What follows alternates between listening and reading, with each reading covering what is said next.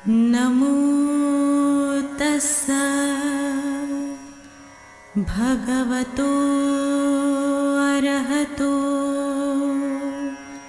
सम्मा संबुद्धस्सा।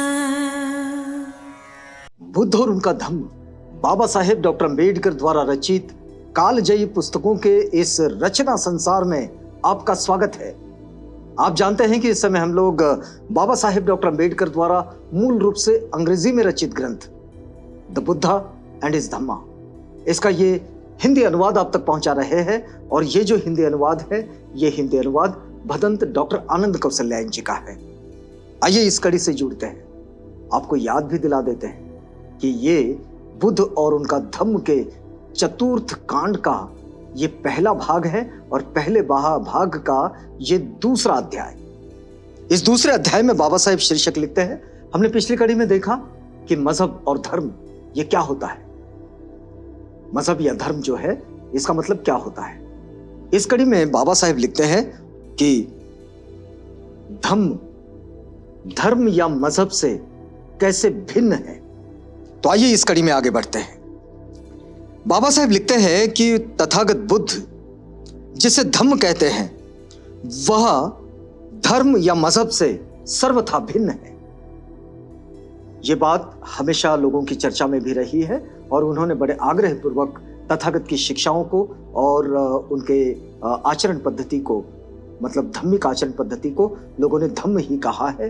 तथागत की शिक्षाओं पर जो अपना जीवन यापन करते हैं वो धार्मिक लोग हैं, धम्म के पालन करने वाले, धम्म का अनुसरण करने वाले हैं, ऐसा ही माना जाता है। तो अब देखिए, जिसे तथागत बुद्ध धम्म कहते हैं वह उसके समानांतर है जिसे यूरोप के देववादी रिलीजन कहते हैं। यूरोप के जो ईश्वरवादी है वो जिसे धर्म कहते हैं, वो जिसे रिलीजन कहते हैं, ये बिल्कुल उसके समानांतर, लेकिन दोनों में बड़ा खास फर्क है। बाबा साहेब लिखते हैं कि दोनों में कोई खास समानता नहीं है। भले ही यूरोप के देववादियों का जो रिलीजन है वो और तथागत का जो धम्म है, जो समानांतर, वो इन अर्थों में, इसमें समानांतर शब्द का जो इस्तेमाल किया गया है वो इन अर्थों में है कि लोग जीवन यापन करने के लिए जिस मार्ग का अनुसरण करते हैं, मतलब जिसको धारण करते हैं, वो मार्ग, तो वो मार्ग मतलब धर्म हुआ, वो रिलीजन हुआ। लेकिन तथागत जिस बात को बताते हैं वो, और उन्होंने जो परंपरा में मान के रखा है वो, इसमें बहुत बड़ा अंतर है। और इसलिए बाबा साहेब ने भी जब बुद्ध और उनका धम्म ये जो ग्रंथ लिखे तो इसका शीर्षक ऐसे ही लिखे, द बुद्धा एंड हिज धम्मा। तो आइए जरा आगे बढ़ते हैं। इसमें दोनों में कोई खास समानता नहीं है, बल्कि दोनों में बहुत बड़ा अंतर है। और इसीलिए कुछ यूरोपीय देववादी तथागत बुद्ध के धम्म को मजहब स्वीकारने से इनकार करते हैं। कुछ लोग वहां भी ऐसे हैं जो तथागत की बात को उनकी अपनी मान्यताओं से अलग रखते हैं।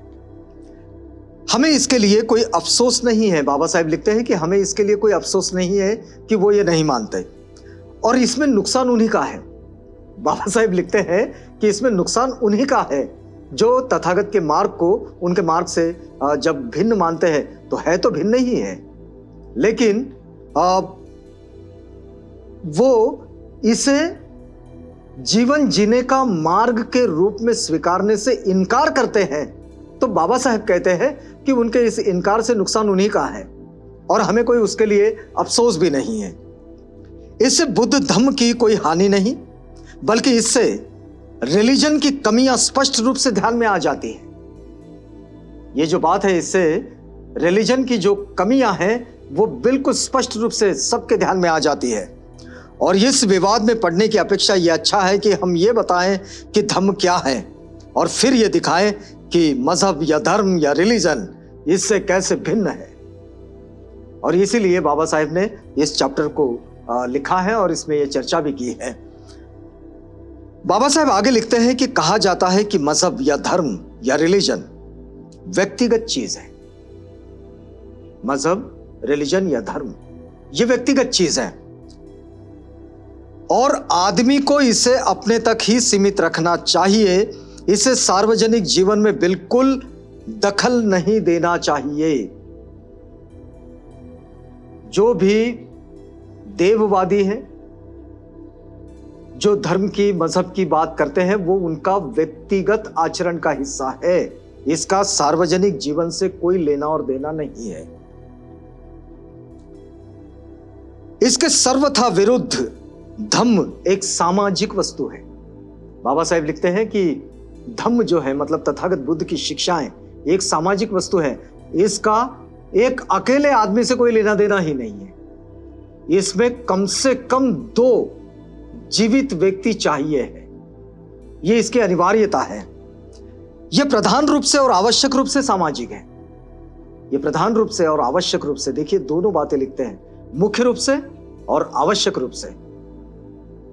यह जरूरी है कि यह आवश्यक है, यह सामाजिक है। धम्म का मतलब है सदाचरण। बाबा साहेब लिखते हैं धम्म का मतलब है सदाचरण, जिसका मतलब है जीवन के सभी क्षेत्रों में एक आदमी का दूसरे आदमी के प्रति अच्छा व्यवहार। एक आदमी का दूसरे आदमी के प्रति जो अच्छा व्यवहार होता है उसे धम्म कहते हैं। इससे स्पष्ट है कि यदि कहीं एक आदमी अकेला ही हो तो उसे किसी धम्म की आवश्यकता नहीं है। जाहिर सी बात है, कोई अकेला आदमी है, एक अकेला है, उसके साथ कोई नहीं है, तो वो धम्म का करेगा क्या? तो उसको तो सदाचरण करना है, क्योंकि वो तो उसके आचरण का भाव है। जब कोई अकेला आदमी है तो हत्या किसकी करेगा? वो हिंसाचार किसका होगा? अगर अकेला आदमी है तो झूठ किससे बोलेगा? अगर अकेला आदमी है तो चोरी क्या करेगा? अगर अकेला आदमी है तो व्यभिचार क्या है? अगर अकेला आदमी है तो किसी भी नशीली चीज के प्रमाद में फंसने का या न फंसने का कोई अर्थ ही नहीं बनता। तो जब सदाचरण की बात है तो इसका 2 मनुष्यों के बीच जो नाता है उसका संबंध आता है। और फिर इसलिए अब देखिए बाबा साहब आगे लिखते हैं, लेकिन यदि कहीं परस्पर संबंधित 2 आदमी भी एक साथ रहते हो, वो चाहे वे चाहे और चाहे ना चाहे, उन्हें धर्म के लिए जगह बनानी होती है, यानी कि उन्हें धम्म के लिए जगह बनानी होती है। अगर कोई 2 आदमी है, क्योंकि उन्हें आपस में बातचीत करनी होगी, बातचीत करेंगे तो उस बातचीत से उनका व्यवहार होगा, उस व्यवहार से उनमें जो संबंध स्थापित होगा वो संबंध ही 2 मनुष्यों का आपस में जो व्यवहार है, जिस व्यवहार को तथागत की भाषा में प्रेम पूर्वक अच्छा व्यवहार कहते हैं, वो धम्म है। तो धम्म के लिए उन्हें जगह बनानी होगी और दोनों में से कोई एक भी उसमें से बचकर नहीं जा सकता। और इसलिए तथागत की शिक्षाएं, तथागत का कार्य, तथागत का जो वचनों का लोगों के प्रति जो देशना है, वो देशना ये सामाजिक हो जाती है। अब दूसरे शब्दों में देखिए, बिना धम्म के समाज का काम चल ही नहीं सकता। बाबा साहेब लिखते हैं बिना धम्म के समाज का काम चल ही नहीं सकता। समाज को 3 बातों में से एक का चुनाव करना ही पड़ेगा। 3 बातें कौन सी? समाज चाहे तो अपने अनुशासन के लिए धम्म का चुनाव नहीं कर सकता। यदि धम्म अनुशासन नहीं करता तो वो धम्म ही नहीं। यदि धम्म अनुशासन नहीं करता तो फिर वो धम्म ही नहीं है। और अपने अनुशासन के लिए उसे धम्म का चुनाव करना ही होगा, क्योंकि वो 2 मनुष्यों के बीच जो संबंध है वो आचरण का हिस्सा बन जाता है और इसलिए वहां धम्म की जरूरत ही आती है। इसका मतलब यह है कि समाज अराजकता के पथ पर आगे बढ़ना ठीक समझता है क्या? नहीं। अगर ठीक समझता होगा तो फिर वो धम्म का आचरण नहीं करेगा, मतलब वो अपना 2 मनुष्यों के बीच का जो व्यवहार है उसको ठीक नहीं करेगा। दूसरी बात, समाज पुलिस को अर्थात डिक्टेटर को अनुशासन के लिए चुन सकता है। पहला तो वो अनुशासन के लिए धम्म को चुन सकता है, जो स्वयं ही स्वयं पर लगाए गए नियम है, वो धम्म है। दूसरा, वो डिक्टेटर को या किसी पुलिस को या तानाशाह को या फिर उसको जो उस पर जो कोई नियंत्रण करता हो उसको उसे अनुशासन के लिए चुनना होगा, वो ऐसा कर सकता है। और तीसरी बात, समाज धम्म और मैजिस्ट्रेट यानी कि न्यायाधीश दोनों का चुनाव कर सकता है, क्योंकि समाज को अनुशासन की जरूरत होती ही है, उसके बगैर वो नहीं होता। क्योंकि लोग जंगल में तो रहते नहीं है, लेकिन जब पेड़ पौधे हमारे सामाजिक जीवन का हिस्सा बन जाते हैं तो वहां एक बागवान की जरूरत पड़ती है। और फिर वो जो अस्त व्यस्त बढ़ती हुई जो झाड़ियां होती है उसको काट कर ठीक ठाक करना होता है। तो ये धम्म का काम है, और इसलिए या तो धम्म और मैजिस्ट्रेट दोनों को चुन सकता है। अब देखिएगा, बाबा साहेब आगे लिखते हैं कि न अराजकता में स्वतंत्रता है और न डिक्टेटर राज्य में स्वतंत्रता है। डिक्टेटरशिप में भी स्वतंत्रता नहीं और अराजकता में भी स्वतंत्रता नहीं है। केवल तीसरी अवस्था है। कौन सी अवस्था? तीसरी अवस्था यह है कि धम्म और न्यायाधीश, मतलब धम्म और न्याय की व्यवस्था, इन दोनों में स्वतंत्रता जीवित रहती है। अब इसलिए जो स्वतंत्रता चाहते हैं उनके लिए धम्म ये अनिवार्य बन जाता है। जो भी चाहते होंगे स्वतंत्रता, उनके लिए धम्म ये आवश्यक बन जाता है। तो धम्म क्या है? फिर एक बार एक प्रश्न बाबा साहेब उपस्थित करते हैं और फिर कहते हैं कि धम्म की अनिवार्य आवश्यकता क्यों है? तथागत बुद्ध के अनुसार धम्म के दो प्रधान तत्व हैं, और वो है प्रज्ञा और करुणा। अब देखिए, आप पिछली कड़ियों को याद कीजिएगा, जिसमें धर्म की या मजहब की जो आवश्यकता है, ईश्वर की प्रार्थना, ईश्वर की पूजा, ईश्वर में विश्वास, आत्मा में विश्वास, धम्म की आवश्यकता और धम्म की अनिवार्यता और धम्म का जो आधार है, वो आधार ही मूल रूप से प्रज्ञा और करुणा है, जिसका संबंध दो जीवित व्यक्तियों से है, हमारे सामाजिक जनजीवन से है, हमारे सामाजिक व्यवहार से है। फिर बाबा साहेब लिखते हैं कि प्रज्ञा क्या है। हम इससे पहले समझे हैं पिछली कड़ियों में। प्रज्ञा क्या है? प्रज्ञा किस लिए है? प्रज्ञा का मतलब है बुद्धि। प्रज्ञा का मतलब है बुद्धि। उसे भी और व्यवस्थित करके बाबा साहेब लिखते हैं, बुद्धि का मतलब, प्रज्ञा को अगर व्यवस्थित तरीके से समझा जाए तो निर्मल बुद्धि, जिसमें कोई मैल नहीं है। तथागत बुद्ध ने प्रज्ञा को अपने धम्म के दो स्तंभों में से एक माना है। तथागत बुद्ध ने प्रज्ञा को अपने दो स्तंभों में से एक माना है, क्योंकि वो नहीं चाहते थे कि अंधविश्वासों के लिए, मिथ्या विश्वासों के लिए कहीं कोई गुंजाइश बनी रहे। कुछ भी धारणा है, मिथ्या विश्वास, अंधविश्वास, इसके लिए कोई गुंजाइश ना बनी रहे, ये तथागत चाहते थे, और इसलिए उन्होंने निर्मल बुद्धि को अपने धम्म का आधार स्तंभ कहा है। अब देखिए कि करुणा क्या है। तथागत को तो महाकरुणिक के रूप में जाना जाता है पूरी दुनिया में। तो करुणा क्या है? करुणा किस लिए और करुणा का मतलब क्या है? तो बाबा साहेब लिखते हैं, करुणा का मतलब है दया, जिसे हम प्रेम कहें, लव, मैत्री। इसके बिना न समाज जीवित रह सकता है और न समाज की उन्नति हो सकती है। क्या यह संभव है कि कोई दया और मैत्री के बिना, प्रेम और मैत्री के बिना कोई समाज जीवित रह सकता है? अगर समाज में नफरतें ही नफरतें हो तो वो समाज नहीं होता, वो अराजकता होता है। लेकिन समाज को यदि समाज बनाए रखना है तो निश्चित रूप से दो मनुष्यों के बीच, समूहों के बीच प्रेम और मैत्री की भावना का विकास होना बहुत जरूरी है। और इसलिए बाबा साहेब लिखते हैं कि बिना इसके, मतलब मैत्री और प्रेम के, न समाज जीवित रह सकता है और न समाज की उन्नति हो सकती है। इसलिए तथागत बुद्ध ने करुणा को अपने धम्म का दूसरा स्तंभ बनाया। बाबा साहेब ने इसी को 22 प्रतिज्ञाओं में शामिल किया है। ये 22 प्रतिज्ञाओं में से एक प्रतिज्ञा ये भी है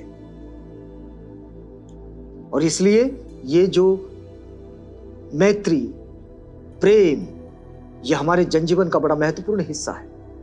इसी को फ्रैटर्निटी के रूप में हमने अपने संविधान में स्वीकार किया है कि हमारे जनजीवन का ये हिस्सा है। मित्रत्व, मैत्री, बंधुत्व, बंधुभाव, भाईचारा, ये हमारे समाज को समाज बनाए रखने के लिए बहुत जरूरी है और उसे उन्नत करने के लिए भी। तथागत बुद्ध के धम्म की यही परिभाषा है कि दो मनुष्यों के बीच प्रज्ञा और करुणा से युक्त संबंध का विकसित होना यह धम्म है। मजहब, धर्म या फिर रिलीजन, इसकी परिभाषा से यह बिल्कुल भिन्न है। हमने समझे कि धम्म क्या है, यह कितने प्राचीन और कितने आधुनिक है। यह तथागत बुद्ध द्वारा दी गई धम्म की परिभाषा। बाबा साहब लिखते हैं कि यह कितनी प्राचीन है। जहां कहीं से भी मनुष्यता का विकास हुआ, मनुष्यों का विकास हुआ, तो उन मनुष्यों में मनुष्यता जैसे जैसे विकसित हुई, तो यही उसके विकास का क्रम है कि उनमें प्रेम और मैत्री, ये दो ही चीजें उनमें विकसित होती हम देख सकते हैं। तो उनके समाज, वो जो समाज है, उस समाज के विकास में ये प्रक्रिया सबसे महत्वपूर्ण प्रक्रिया है। और इसलिए तथागत बुद्ध के द्वारा दी गई ये जो धम्म की परिभाषा है, ये धम्म की परिभाषा और उनकी सीख, उनकी समझ, ये कितनी प्राचीन और कितनी आधुनिक, आज के युग में भी उतनी ही प्रासंगिक, कितने अलौकिक और कितनी मौलिक, ये कितनी मौलिक है, कितनी अलौकिक है, किसी से उधार नहीं ली गई और कितनी सच्ची है। बाबा साहब लिखते हैं इसको किसी से उधार नहीं लिया गया, ये बिल्कुल सच्ची भावना है मनुष्यता के विकास की और मनुष्य समाज के विकास की, जन जीवन को उन्नति की ओर ले जाने की। प्रज्ञा और करुणा का एक अलौकिक सम्मिश्रण ही तथागत का धम्म है। बाबा साहब इस अध्याय को जब पूरा करते हैं तो लिखते हैं कि प्रज्ञा और करुणा, इन दोनों का एक अलौकिक मिश्रण, यही तथागत बुद्ध का धम्म है। तो ये छोटा शीर्षक बाबा साहब ने लिखे थे कि धम्म का मतलब क्या है और ये मजहब से, रिलीजन से या धर्म से कितना अलग है। यहां हम लोग रुकेंगे क्योंकि ये वक्त पूरा होता है। आपसे मिलेंगे अगली कड़ी में, जब हम इसी पठन पाठन की प्रक्रिया में, समझ और समझाइश की प्रक्रिया में जुड़ेंगे। तो तब तक के लिए हमें इजाजत दीजिएगा।